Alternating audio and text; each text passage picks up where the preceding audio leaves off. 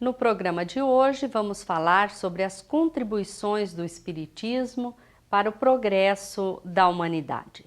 Quem vai nos falar sobre esse assunto é o presidente da Federação Espírita do Paraná, Francisco Ferraz Batista.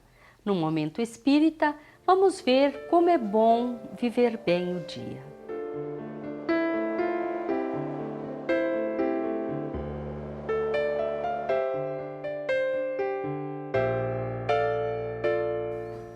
Olá! Os espíritas consideram o Espiritismo a terceira revelação, o Consolador prometido por Jesus. Quais as bases para esse entendimento? Quais as contribuições do Espiritismo para o desenvolvimento individual, social e científico? Quem vai nos falar sobre isso é o presidente da Federação Espírita do Paraná, Francisco Ferraz Batista. Mas antes da entrevista, vamos acompanhar o Momento Espírita. Ao iniciar-se novo período de tempo, em que o Criador lhe permite despertar para agir no bem, é importante meditar sobre a bênção deste dia na construção da alegria e da paz almejadas por nós. Não se importe se o dia amanheceu nublado ou chuvoso, ensolarado ou cinzento. Não se preocupe se o clima está frio ou se o calor promete castigar. Erga-se e ore, agradecendo a Deus o fato de ter aberto os olhos no corpo físico para um novo dia. Ele é ensejo de realizações positivas, de progresso para você. Não se impaciente ao dar-se conta de que no dia de hoje você guarda bem pouco ou nenhum dinheiro para suas necessidades comuns. Pense que está com saúde e que o trabalho, por mais simples, é a feliz oportunidade que a pessoa recebe de Deus para modificar a vida. Seja carpindo solo ou recolhendo lixo, preservando a higiene. Seja lavando uma roupa ou conduzindo fardos. Qualquer que seja o serviço, agradeça ao Senhor seguindo adiante. Procure não se infelicitar se acordou febril, debilitado, doente. Você mantém a lucidez, pode pensar, pode agir. Busque o socorro de alguém se não puder se cuidar só. Não despreze a prece com que você pedirá o auxílio divino diante do seu desequilíbrio orgânico. O auxílio virá. Espere agindo.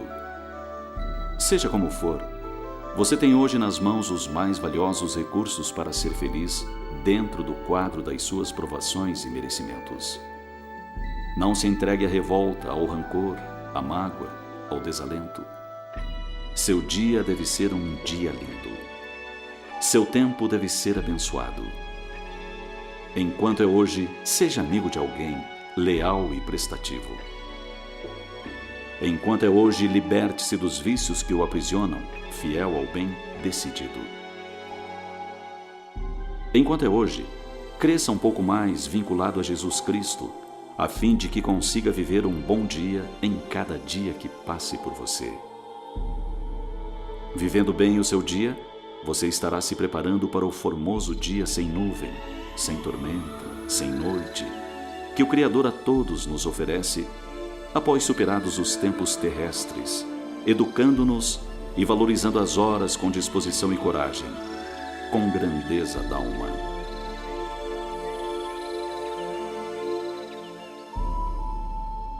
Enquanto puder escutar ou perceber a palavra hoje, com a audição ou com a reflexão no campo fisiológico, valha-se do tempo para registrar as sugestões divinas e concretizá-las em sua marcha.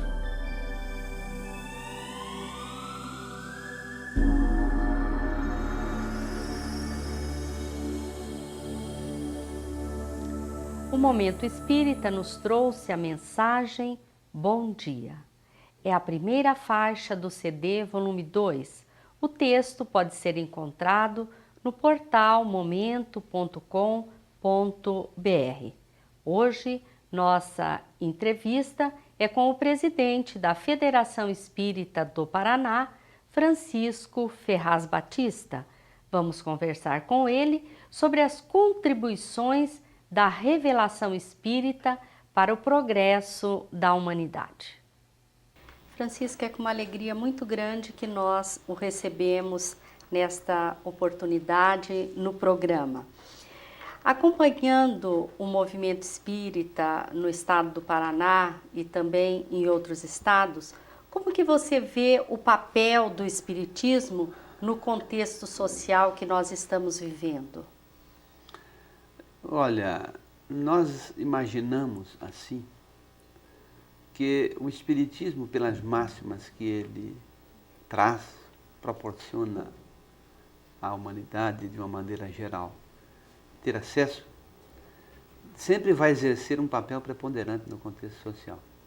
Normalmente nos tempos de hoje, onde a gente vê muitas dificuldades na Terra, questões que envolvem diversas áreas da própria estabilidade humana, vamos dizer assim, a segurança, as questões da família, as questões do comportamento, a ética, e uma série outras de injunções que induzem o homem a ter que pensar em si mesmo e a ter que pensar no próximo. Então a gente verifica que as doutrinas que existem na Terra, voltadas para a modificação do comportamento do homem para melhor, são as doutrinas que, evidentemente, despontarão para conduzir o homem para um futuro melhor, para uma era melhor. E o Espiritismo está dentro dessas doutrinas, se podemos assim colocar. Não tem, evidentemente, o interesse de se colocar num patamar acima das outras, mas, evidentemente, é uma doutrina que convida as criaturas humanas a pensar sobre as suas máximas. E as suas máximas nós ousamos dizer com muita tranquilidade que é, na verdade, a revivência do cristianismo, da mensagem de Jesus, na sua expressão mais pura ou mais simples, destoada daquela série de colocações, de invenções, às vezes, que a humanidade ao longo do tempo houve por modificar a ideia quase que por completo. Então, nesta linha, Ivone, o Espiritismo representa, sim, um marco social, um marco na divisão social da Terra, porque proporciona ao homem essa capacidade de ele obter respostas que, de resto, todos sempre procuraram obter. O que é que nós somos? De onde nós viemos? O que é que fazemos na Terra? E para onde nós iremos após o processo inexorável da morte que haverá de se abater sobre todos nós. Então, nesse contexto, o Espiritismo pode nos trazer uma orientação muito segura, além de representar um consolo, acima de tudo, um inário de esperança para a compreensão da nossa vida e do nosso destino. Como o seu codificador, né, Allan Kardec, já assinalou, o Espiritismo tem como objetivo exatamente essa transformação moral do homem, né, da humanidade. Como que você vê que o Espiritismo poderá atingir esse objetivo? Allan Kardec questionou os espíritos superiores sobre esta situação mesmo, quando na questão 799 do Livro dos Espíritos, ele indagou os espíritos reveladores de que maneira que o Espiritismo poderá contribuir com o progresso da humanidade. E a resposta é muito interessante, ela não é curta, nós procuraremos aqui de uma maneira lógica sintetizá-la, mas inicia os reveladores dizendo, destruindo o materialismo. Esse é o início da resposta. Essa destruição do materialismo, ela evidentemente é ampla.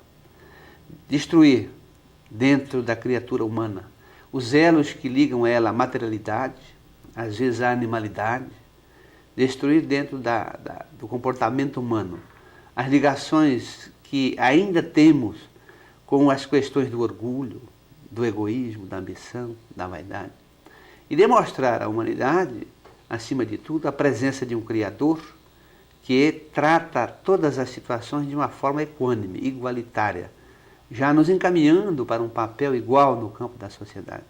Então, desta forma, os reveladores vão nos alertando que o Espiritismo, de fato, deixará essa marca contributiva impressionante, destruindo essa espécie de materialismo que chega, às vezes, até à negação de Deus.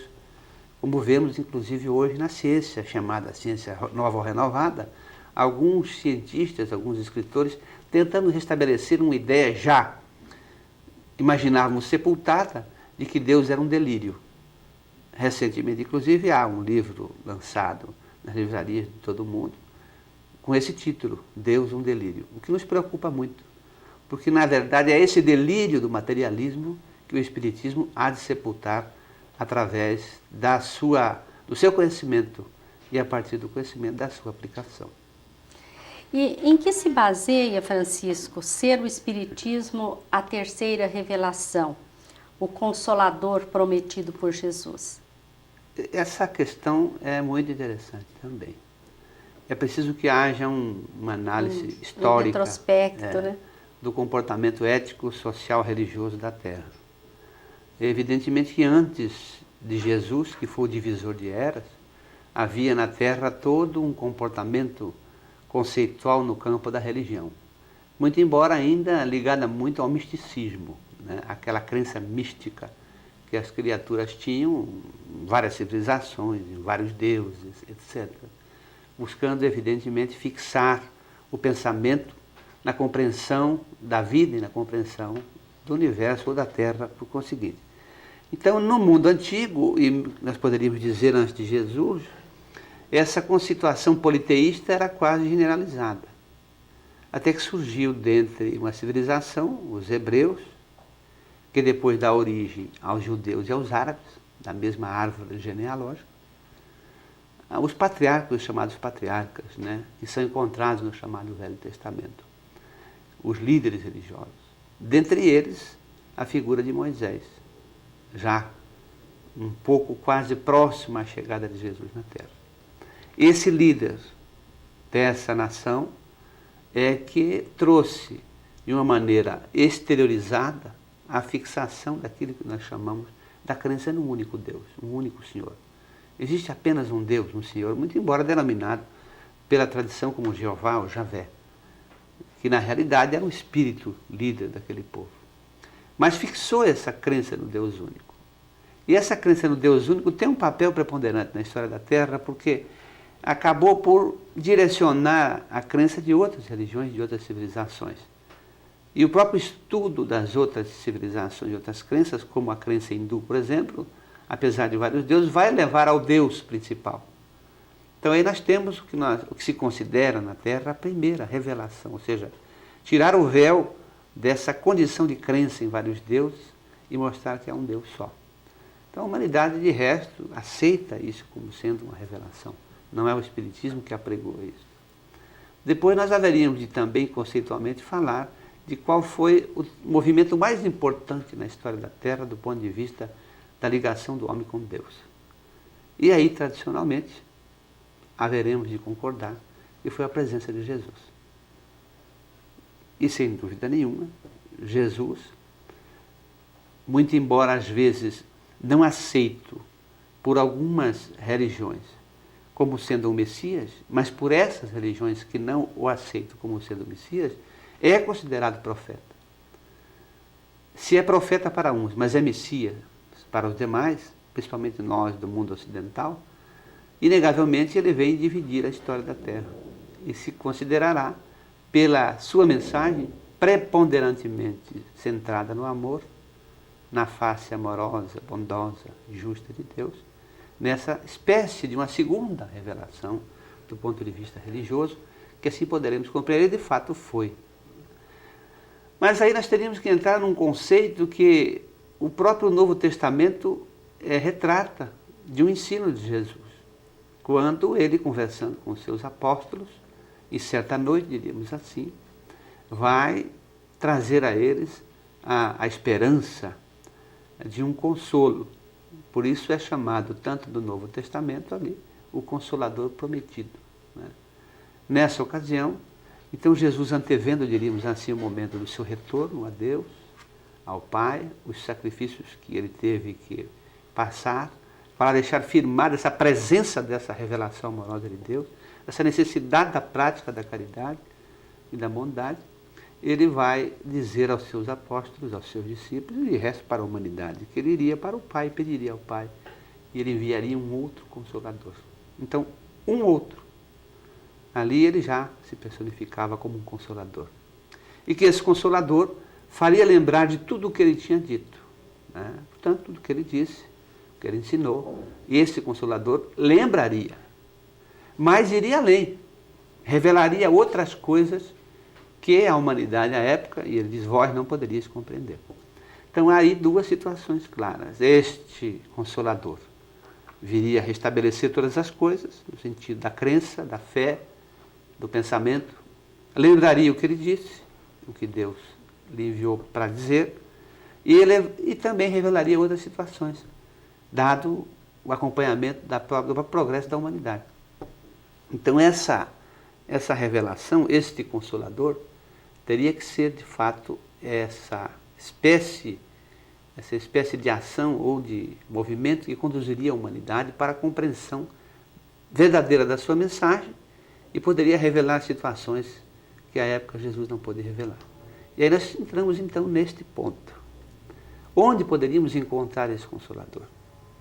Seria uma pessoa como Jesus? Mas o ensino dele é mais completo. Ele diz que esse Consolador estaria conosco por toda a eternidade. Ficaria conosco.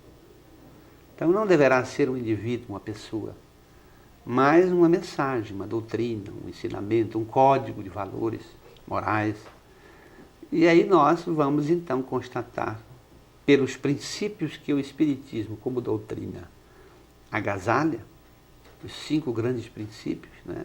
A existência de Deus, a imortalidade da alma, a pluralidade dos mundos habitados, a pluralidade das reencarnações, né?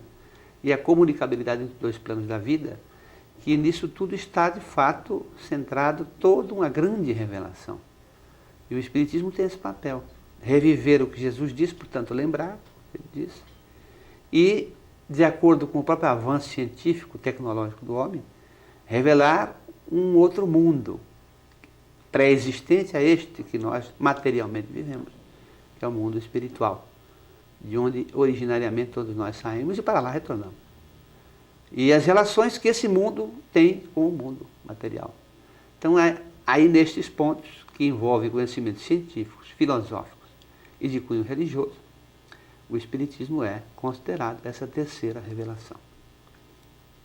Nós vamos agora a um breve intervalo e voltamos em seguida. Apresentamos as 5 obras básicas do Espiritismo. O Livro dos Espíritos, com suas 1019 questões, tem respostas para as principais dúvidas do ser humano. É o livro basilar da doutrina espírita, contendo seus aspectos filosófico, científico e religioso.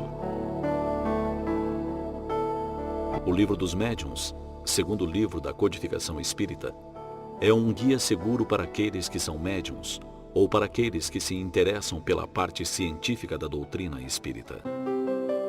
O terceiro livro do Pentateuco espírita é o Evangelho segundo o Espiritismo. Nele, Allan Kardec reuniu os ensinos morais de Jesus e os comentários dos benfeitores espirituais à luz da doutrina espírita. O céu e o inferno discorre sobre a justiça divina na visão espírita.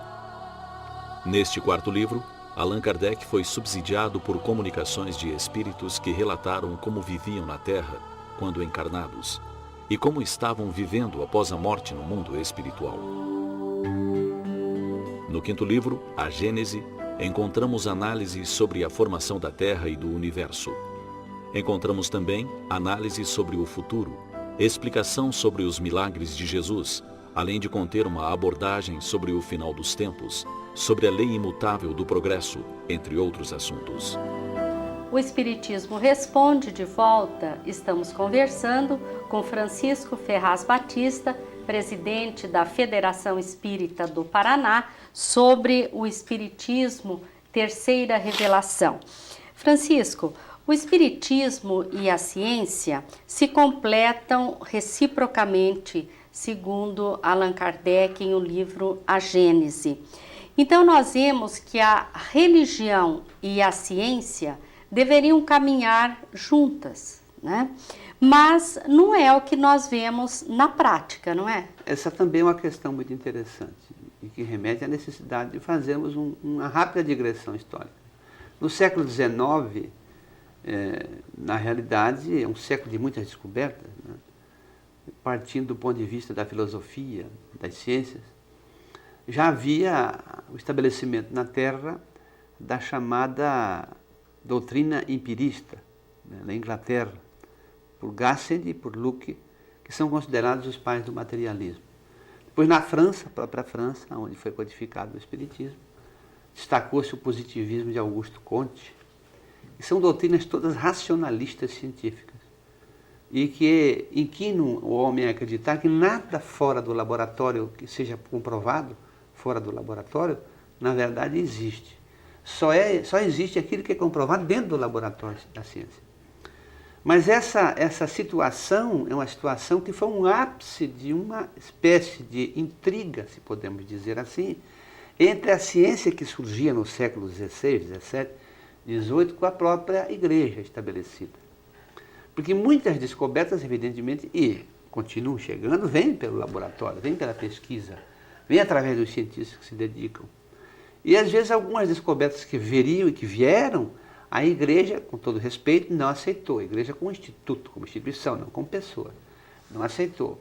Deu início, então, no século XVII, XVI, XVII. Aliás, tem a sua trajetória bem lá para trás, no século XIII, com o movimento inquisitorial, onde nada do que fosse descoberto fora daquilo que os teólogos entendiam como verdade era uma verdade. Portanto, o que é que houve? Houve já naquele tempo uma cisão entre a ciência e a religião, assim considerada aquela que as instituições procuravam levar para a humanidade, né, para os homens. Já houve essa cisão, já houve uma caminhada separada da ciência com a religião desde o século XIII até a chegada do Espiritismo, passando por esses movimentos, como nós falamos, que deram e fizeram a criação do materialismo. Mesmo no século XIX, da virada do século XIX para o século XX, um dos grandes filósofos alemães, Nietzsche, acabava de dizer que Deus estava morto. A filosofia alemã se baseou principalmente nessa morte de Deus, entre aspas, fazendo entronizar mesmo na pátria da Alemanha, por exemplo, o materialismo. E de resto a Europa foi tomada por um surto de materialismo. Então nos parece que era um momento em que esse surto de materialismo surgido no século XIII, que teve o seu ápice no século XVIII, daí XIX mais ainda, em que deveria chegar uma espécie de uma visão nova, para brecar aquele surto de materialismo. Que o materialismo, na verdade, não oferta nada à criatura. Certo. Né? O Espiritismo veio na hora certa, um acaso, então, né? Diz que a vida é um acaso biológico. Uhum. Então aí o Espiritismo surge, não com o objetivo de desdizer, mas com o objetivo de construir uma nova visão e propor na Terra uma nova aliança. Por isso que Allan Kardec disse que o Espiritismo vem promover a nova aliança. Que nova aliança? Da ciência com a religião. Mas da ciência, não da ciência sectarista, mas da ciência que admite, além da pesquisa, quando não consegue o fundo da investigação, a possibilidade de uma existência de um elemento que ainda não se descobriu. É como dizia Brunetière, a verdadeira ciência. Então, nesse sentido, o Espiritismo vem promover a aliança da ciência com a religião de fato.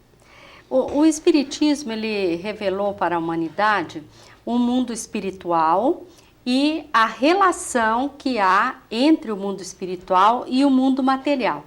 Estaria exatamente aí essa contribuição do Espiritismo para que a ciência tenha subsídios para responder a tantas questões ainda obscuras, ainda não reveladas, vamos dizer assim? Sem dúvida nenhuma. A questão, o enunciado da questão, em si já traz a própria resposta.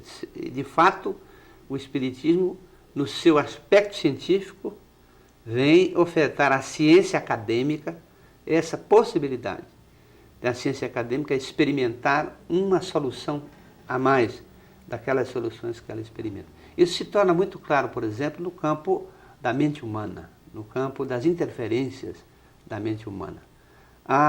E isso é sabido por nós que estudamos o Espiritismo, por exemplo, hospitais de doentes mentais, em que a ciência, através dos seus mecanismos, da sua aparelhagem, realiza todos os exames nesta determinada criatura.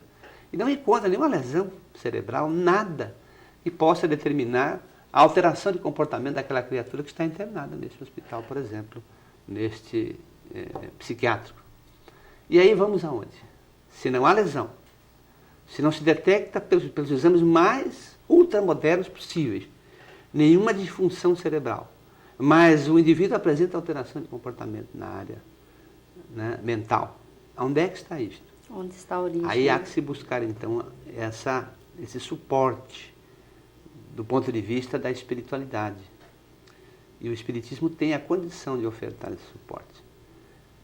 Justamente nesse campo em que a pergunta, o enunciado da pergunta disse. Há um mundo que o Espiritismo revelou, que é um mundo espiritual verdadeiro, a gente chama assim, originário, e há um mundo material. O espírito estagia no corpo. Mas nesse estágio ele também recebe a influência desse mundo espiritual. Então, dá origem a nós compreendermos que uma ação de um espírito que não está estagiando na matéria é possível num espírito que está estagiando na matéria, que nós chamamos das obsessões, né? Então é uma gama imensa de situação que o Espiritismo poderá ofertar à ciência este caminho, esse veio. Mas é preciso que os cientistas daí se desapeguem daquela questão material, como nós falamos há pouco. Preciso que eles ampliem a possibilidade de visualizar outros campos do conhecimento humano. Porque se somente aceitarmos aquilo que o laboratório prova, voltamos ao século XVII, ao século XVI, ao século XVIII, XIX e vamos negar Deus. Certo. E Deus não há como negar. Francisco, nós agradecemos a sua participação, as suas colocações, com certeza contribuíram muito para os nossos esclarecimentos, dos nossos telespectadores, e agradecemos a todos que mais uma vez estiveram conosco e desejamos a todos muita paz.